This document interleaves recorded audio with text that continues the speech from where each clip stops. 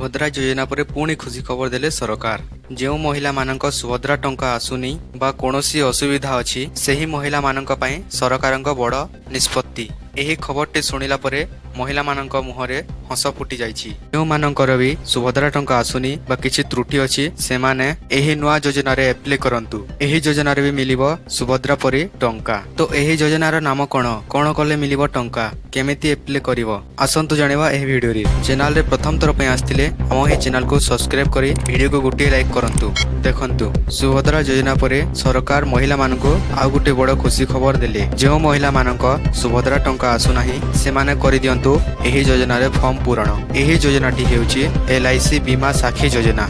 एही योजना रे फॉर्म पूरण करिवा पई जो महिला माने एठारे फॉर्म पूरण करिवे सेमाने 10मा पास करिथिबा दरकार। एही योजना रे मिलिबो मासको मास 7000 टंका। कोन कले मिलिबो टंका देखंतु। एही योजना रे केउ महिला माने आवेदन करि पारिबे देखंतु। जो महिला माननकु 18 बयस रु 70 बयस भितरे अछंती ताहेले महिला माने ए योजना रे एप्लाई करंतु। एही योजना रे एप्लाई करिवा पई तम पाखरे थिबा शाखा LIC को जाई फॉर्म पूरण करंतु बा एप्लाई करंतु। आवेदन करिवा पई कोन दरकार देखंतु।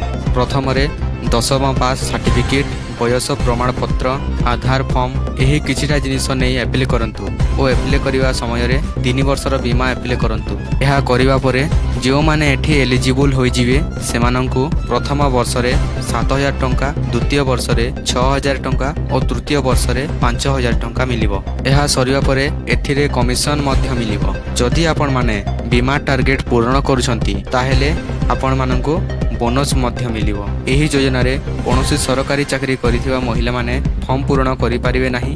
जदि आपण माने एथिरे योग्य अछंती ताहेले शीघ्र एप्लाई करंतु। ओ एमितिया इन्फॉर्मेटिव वीडियो पाई चैनल को सब्सक्राइब करे वीडियो को गोटे लाइक करंतु और वीडियो को शेयर कर दियंतु।